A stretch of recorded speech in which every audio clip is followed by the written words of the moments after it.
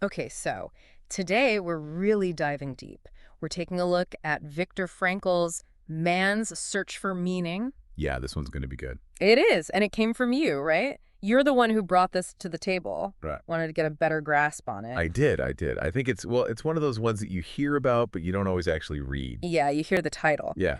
So the goal today is to really distill Frankl's thought, coming out of his experience in the Nazi concentration camps, right? Yes. And also the development of his system of therapy, logotherapy, Yeah. and try and keep things pretty clear and concise for everybody. Right.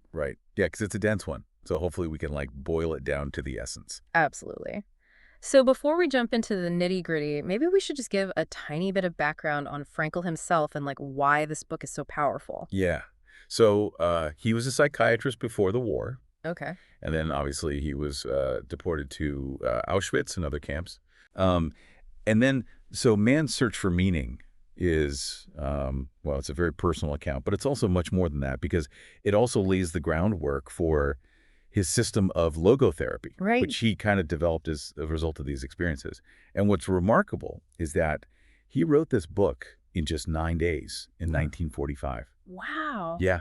It's kind of poured out of him. Yeah, and he actually initially wanted it to be anonymous, too. Oh, interesting. Yeah, but it gained this huge following and success, and it became really one of those foundational texts. Yeah, it really did. And so for you, the big question that we're trying to answer today is, how did Frankl go about finding meaning when faced with unimaginable suffering? Yeah. Right. And then how did the experience of being in the camps shape and form those ideas about finding meaning? Yeah.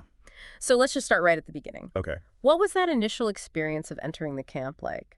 So the way Frankl describes it was just this total shock. Yeah. This sudden, brutal stripping away of everything that you had in your former life. So possessions, any kind of social status, even your own sense of identity. Yeah. It's all just instantly gone. And there's this one anecdote that he tells, which is really striking. He talks about how he had this manuscript that he had been working on, obviously very precious to him, his intellectual work. And it was just dismissed by a guard with a single word. Wow. Shit.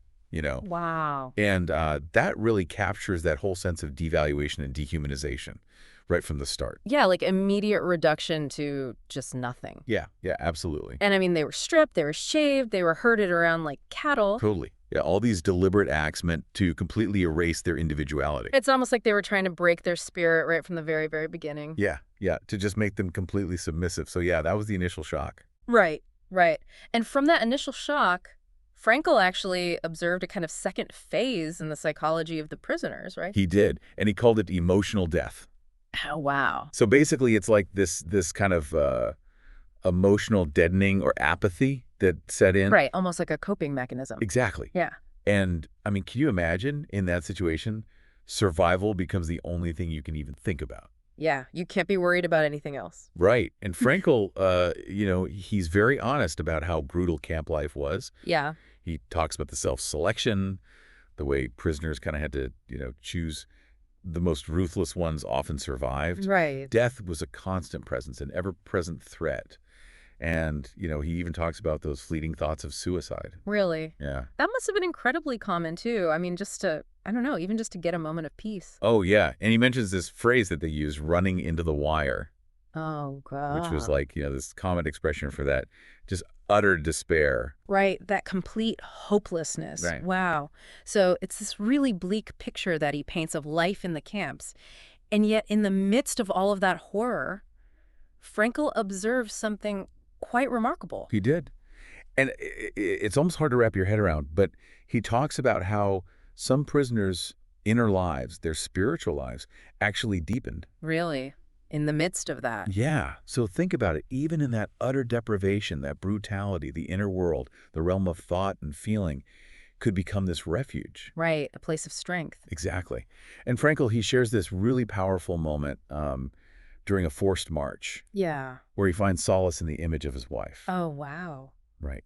And this becomes a really big turning point for him because he realizes that love, even just the memory of love, can represent the ultimate meaning. Yeah. It gives him joy and purpose in the face of complete desolation. He even quotes this biblical verse Set me like a seal upon thy heart, love is as strong as death. Right. Which really captures this idea that love has this enduring strength. Yeah, it's such a powerful image, too. It is, isn't it? Like it's stronger than death. Yeah. And it wasn't just love, though, right? Frankel also talks about the importance of art and even humor as like forms of inner resilience. Yeah, absolutely. So he talks about music, specifically these Italian arias that a fellow prisoner sang. Oh, wow. And they provided this transcendent moment, Yeah. a connection to beauty and humanity, and then humor, too. Really? Yeah, even just the most basic humor, it became this psychological tool, to escape, however briefly, Right. from that horrible reality. Right, to gain a little distance. Yeah. So it's amazing that while they were being stripped of everything external, they found ways to cultivate this inner strength, this inner resilience. Absolutely. But, alongside that, there was also this deep despair that came from the loss of faith in any kind of future. Yeah, absolutely. It's like the present was so bad that the future just disappeared. Totally. And that loss of a future was, it was devastating for a lot of people. It led to a huge decline, both mentally and physically. Right. Frankel, however, he really emphasizes this effort to find meaning in the present, Okay. even in what felt like a completely hopeless situation. Right. And the way he illustrates that is through his determination to reconstruct his lost manuscript. Oh, wow. So he comes to this realization that what you have experienced, no power on earth can take from you. Yeah. Those inner experiences, that personal history, that's something that can't be erased. Wow. So even the suffering becomes part of your story, your identity in a way. Exactly, yeah. And then, of course, liberation happened, but you would think that would be the end of the suffering, right? You would think so, but Frankel actually talks about how there were further psychological challenges even after liberation. Holy. Yeah, and he describes it as almost like moral and spiritual health issues, kind of like decompression sickness. Oh, interesting. Yeah. So, they'd endured all this intense pressure for so long Yeah. that the release into freedom, it was disorienting. Oh, I see. And then a lot of people also felt disillusionment. Right. The reality of their return didn't match the idealized expectations they had. Yeah, like they built up this idea of what it would be like, and then it was so different. Exactly. Loved ones had died. The world had changed. It was hard. It's hard to even imagine. So, out of these really intense personal experiences, Frankel developed his system of psychotherapy, which is called logotherapy. Right. So let's kind of dig into that now. Okay. What is logotherapy in like a nutshell? So logotherapy is essentially a meaning-centered psychotherapy. Okay. And the main idea that sets it apart is that the primary driving force in humans isn't pleasure, like Freud thought, Right. or power, like Adler said, Yeah. but it's actually this will to meaning. Frankel observed that people are fundamentally motivated to find purpose and significance in their lives. And, there was actually research done in France and at Johns Hopkins University that supported this. Really? Yeah.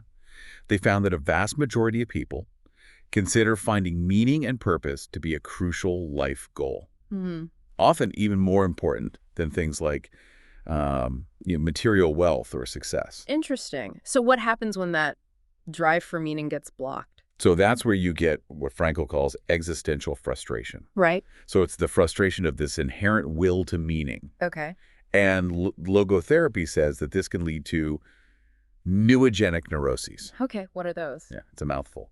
So these are different from like the typical psychological problems that come from past traumas or unconscious conflicts. Right. Neurogenic neuroses, they come from what Frankel calls the neurological dimension, Right. which is this uniquely human realm of mind, spirit, and that search for meaning.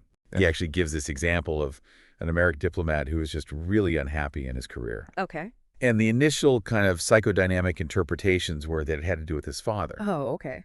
But Frankel realized that actually the source of his unhappiness was this deep frustration of his desire for meaning in his work.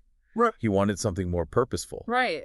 And he wasn't getting it. So instead of focusing on the psychological symptoms, logotherapy really goes for that underlying need for meaning and purpose. Exactly. Yeah. And Frankel also talks about this thing called the existential vacuum. Yeah. What is that exactly? So it's this state of feeling empty, meaningless, like there's nothing really there. Right.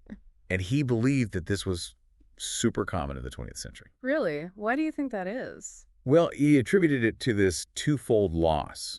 So first, we've lost touch with a lot of our basic animal instincts, Okay. those things that used to guide our behavior, on like a primal level. Yeah, I see. And then second, there's been this weakening of traditions and values that used to give us meaning and structure. Right, so it's almost like we're left adrift without those things. Exactly. So people feel lost, unsure of what they should do, what they even want. Yeah. And this emptiness, this vacuum, it can then be filled by, just doing what everyone else is doing, conformism. Yeah, just going with the flow. Yeah. Or by, blindly following some external authority, totalitarianism. Right.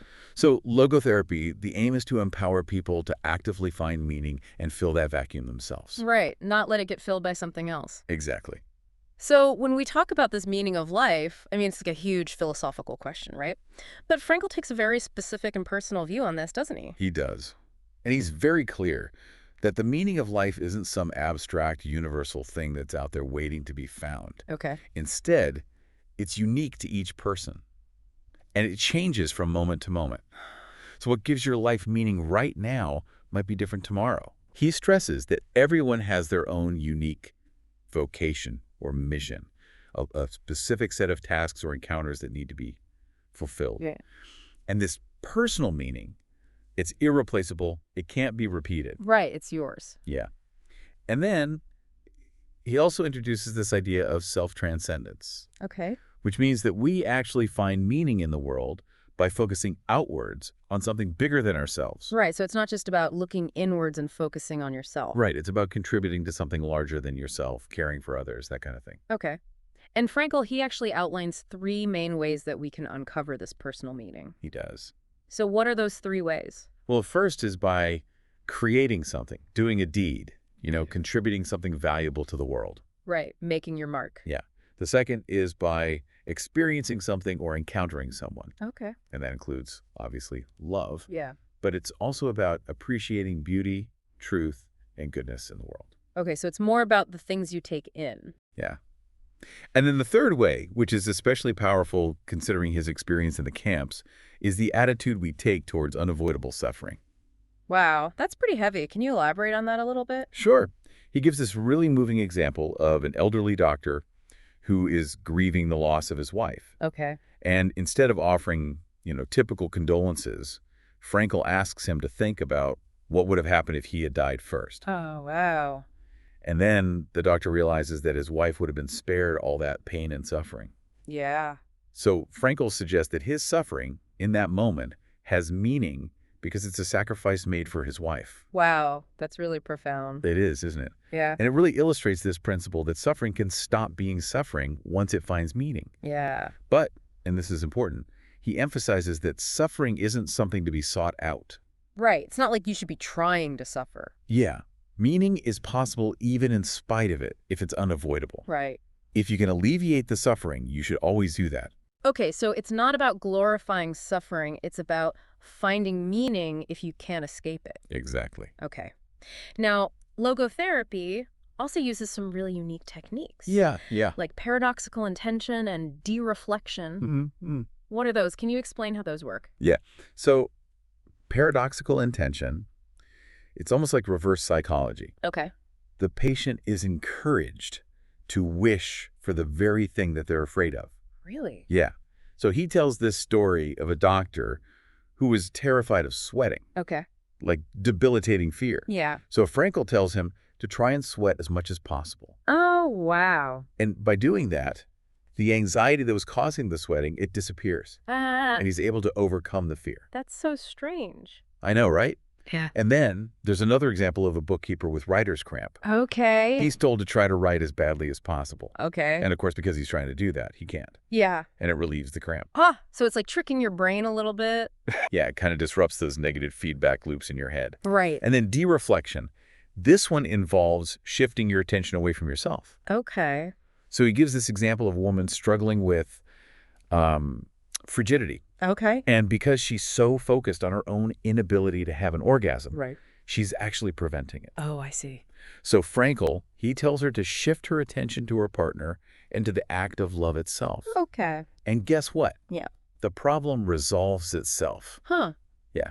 It's It's pretty amazing. It's like once you stop focusing on the problem, it goes away. Exactly. Frankel also connects a lot of his ideas about meaning to bigger societal issues. Yeah. Things like, I think he called it the collective neurosis, Yeah. and he criticizes pan-determinism. Yes. So can you unpack those a little bit? Yeah, sure.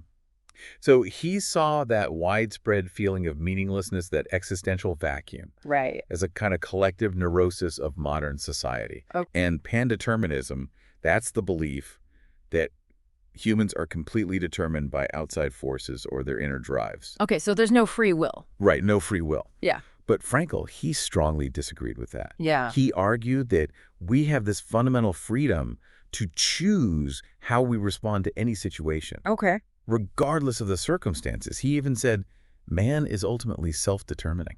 Wow, that's really powerful. It is. And he uses the example of concentration camps to show this. Right. You know, you had people who succumbed to the brutality, but you also had those who showed incredible compassion and resilience. Yeah, there was a choice. Exactly. Mm. Even in the most dehumanizing conditions, people still had that inner freedom to choose how they responded. I mean, that really makes you think, doesn't it? That Yeah. even in that situation, there's still some element of choice. Yeah. And then finally, there's this concept of tragic optimism that Frankel introduces. Yeah. What does that mean? So it's basically the ability to maintain hope and meaning even when faced with pain, guilt, and death. Yeah, the big ones. Yeah, what he called the tragic triad of human existence. Right. It's not about denying that suffering exists. Right. It's about actively trying to transform negative experiences into something positive or constructive. Okay, so it's about more than just looking on the bright Yeah. side. Yeah, he talks about 3 ways to achieve tragic optimism: Okay. turning suffering into achievement, using guilt as an opportunity for growth, and seeing the temporary nature of life as a reason to take action now. Right. Make the most of it. Exactly. And Frankel, he also connects this idea of meaninglessness to some of the problems we see in society today, doesn't he? He does. He talks about the no future generation, the rise of drug use, Right. all these things that can stem from a feeling of lagging purpose. He even mentions unemployment neurosis. What's that? It's basically this idea that when people don't have meaningful work, they can become depressed, even if their basic needs are met. Right. It's not just about the money. Exactly.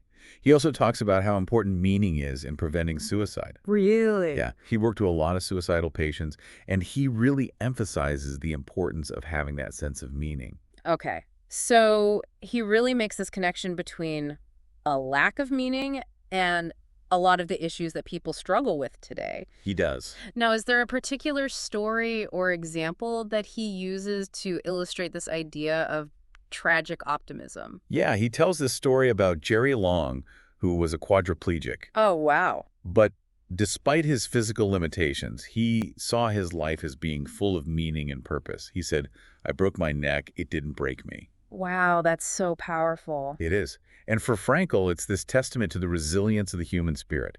He's saying that while we should always try to alleviate suffering, the ability to find meaning when it's unavoidable is essential. Right, it's part of what makes us human, it sounds like. Yeah, absolutely. And Frankel's influence extends far beyond his clinical work, right? He also talks about these ideas of height psychology and the statue of responsibility. He does. What are those all about? So height psychology, it focuses on our capacity for thinking about the future, making conscious decisions, and finding meaning. Okay. And he saw it as a really important counterpart to depth psychology, Yeah. which focuses more on the past and unconscious drives. Right. And then the statue of responsibility, that was his idea, to have a statue on the West Coast to complement the Statue of Liberty. Oh, interesting. Yeah, symbolizing our responsibility for creating meaning in our lives. And, you know, there's this great anecdote where he's asked to define his own meaning in life in just one sentence. Okay. And he said, to help others find the meaning of theirs. Wow. Which really sums up his whole life's work, right? That's amazing. So for you, having gone through this whole deep dive into man's search for meaning, what are the key takeaways? I think more than anything, it shows just how fundamental that need for meaning is. Yeah. It's something that persists even in the most horrific circumstances. Right. And his experience in the camps, it wasn't just something he endured. It actually validated his beliefs about meaning. Right. It gave them weight. Exactly. Yeah. It showed that our attitude towards suffering and our connection to something beyond ourselves, those are essential, not just for survival, but for a fulfilled life. Yeah, for finding that meaning. And logotherapy gives us these practical ways to actually do that, to find meaning in our everyday lives. Absolutely. So, as we wrap things up, here's something to think about. Okay. Frankel really emphasizes that meaning is personal, right? It does. And that we have the power to choose our attitude and to connect to something bigger than ourselves. Yeah. So, what's one area of your life where you might seek deeper meaning or maybe reframe how you're looking at a challenge you're facing? That's a good question. Man's Search for Meaning. It's such a rich text. It is. And we've just touched on the surface here. Yeah, just the tip of the iceberg. So, if this has resonated with you, definitely go back and read the book. Or look for more resources on Viktor Frankl and logotherapy. There's just a wealth of wisdom there. Absolutely.